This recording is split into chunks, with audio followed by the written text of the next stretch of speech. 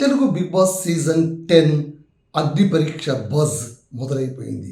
అగ్ని పరీక్ష సీజన్ 2 ఈసారి రఫ్ ఆడించేది పక్కా అంటున్నారు నిర్వాహకులు. అగ్ని పరీక్ష అనగానే మనకందరికీ కూడా చాలా హైప్ క్రియేట్ అవుతుంది. ఎందుకంటే లాస్ట్ సీజన్లోనే అగ్ని పరీక్ష అనేటువంటి కాన్సెప్ట్ను ప్రారంభించారు బిగ్ బాస్ నిర్వాహకులు. ఈ అగ్ని పరీక్ష కాన్సెప్ట్ చాలా చాలా స్పెషల్గా ఉంటుంది.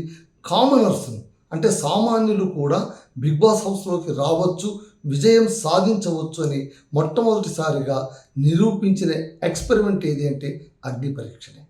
లాస్ట్ టైం అగ్ని పరీక్షలో చాలామంది పార్టిసిపేట్ అయ్యారు. వాళ్ళందరినీ దాదాపు 100 మంది పైగా అప్లికేషన్లు వస్తే వాటన్నింటినీ కూడా ఒడబోసి చివరికి కొంతమందిని సెలెక్ట్ చేసి వాళ్ళను వివిధ టాస్కులు పెట్టి ఆ టాస్కుల ద్వారా కావచ్చు, వాళ్ళ పర్సనాలిటీ టెస్టింగ్ ద్వారా కావచ్చు, వాళ్ళకు ఉన్నటువంటి అసర్టివ్నెస్ అంటే నిర్ణయాత్మకమైనటువంటి ధోరణి కావచ్చు, వీటన్నిటినీ కూడా బాగా జడ్జి చేసి జడ్జెస్ క్యాండిడేట్స్ని సెలెక్ట్ చేశారు. 4 సెలెక్ట్ చేశారు. 4 కూడా రఫ్ ఆడించేశారని చెప్పచ్చు. సో ఈసారి కూడా మళ్ళీ అలాంటి అగ్ని పరీక్ష కోసం రంగం సిద్ధమయ్యింది. న్యాయ నిర్ణేతలుగా పాత కాంబోని రిపీట్ చేశారు.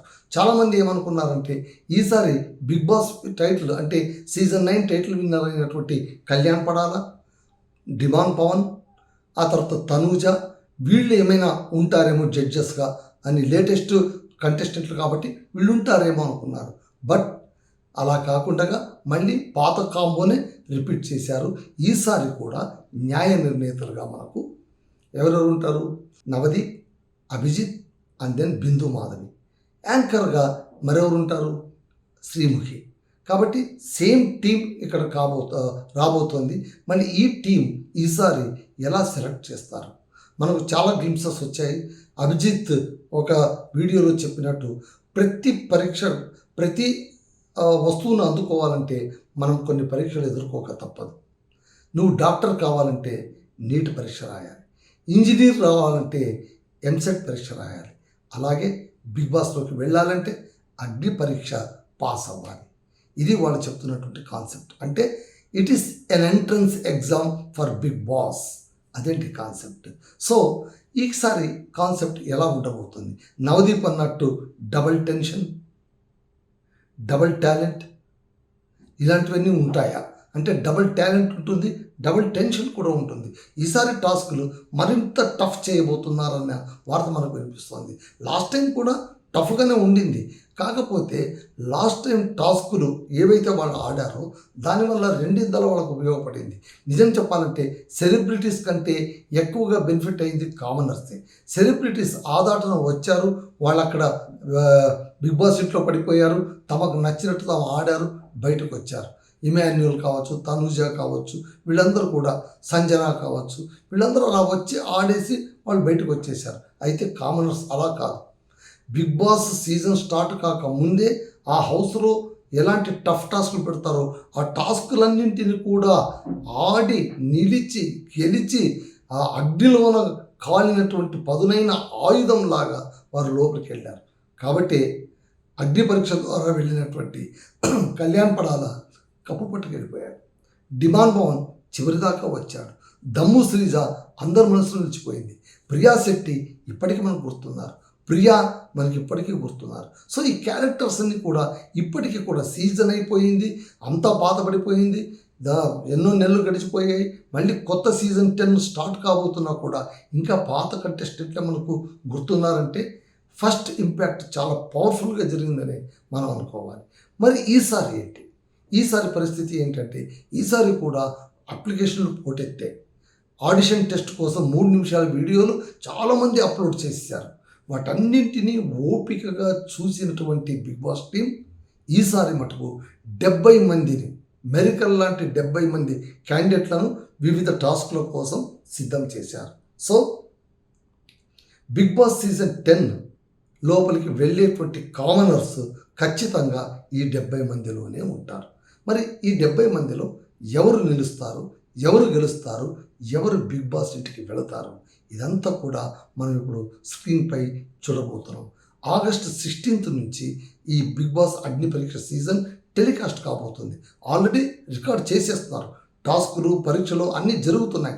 కాకపోతే మనకు టెలికాస్ట్ మాత్రము ఆగస్ట్ 16 నుంచి ఇండిపెండెన్స్ డే తర్వాత నుంచి మనకు ప్రారంభం అవుతుంది. సో ఈసారి మళ్ళీ ఎలాంటి టాలెంట్ బయటకు వస్తుందో మనం చూడాలి. ఎందుకంటే శ్రీముఖి చాలా అద్భుతంగా యాంకర్ చేస్తారు. పైగా ఆమె ఓటు పవర్ కూడా చాలా ఉంటుంది. లాస్ట్ టైం ఆమె చాలా క్యాండిడేట్ల సందర్భంగా ఆమె ఓటు కూడా ప్రకటించారు.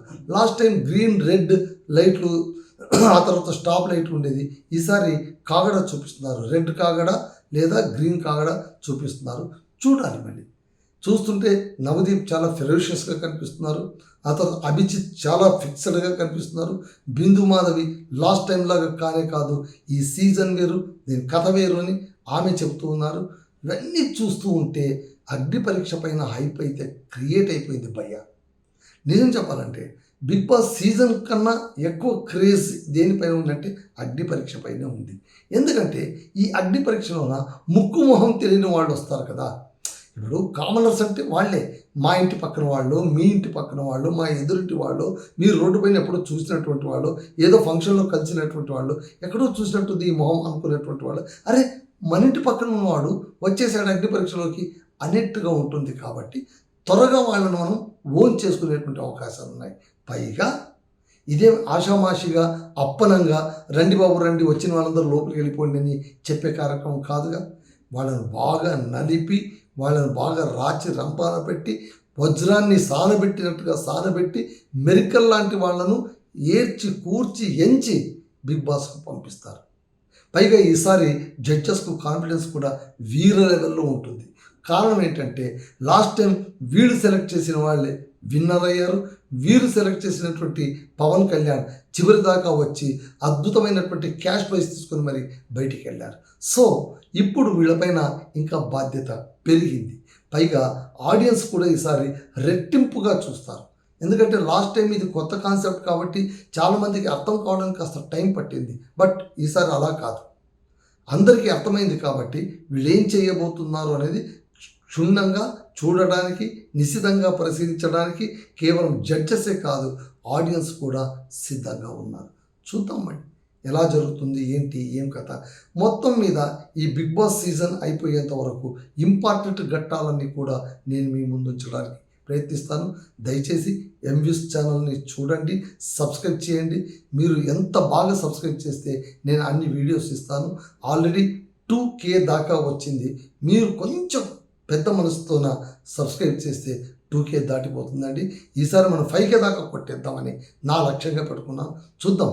మీ అందరి ఆశీర్వాదం, మీ అందరి సపోర్ట్ వల్ల Kannada Bigg Boss, Telugu Bigg Boss చెబుతూనే రోజువారీ ఇంపార్టెంట్ న్యూస్ కూడా క్లిప్పింగ్స్ మీ ముందు ఉంచుతాను. దయచేసి ఈ ఛానల్ని మీ ఛానల్ అనుకోండి, సబ్స్క్రైబ్ చేయండి, షేర్ చేయండి. Thank you all.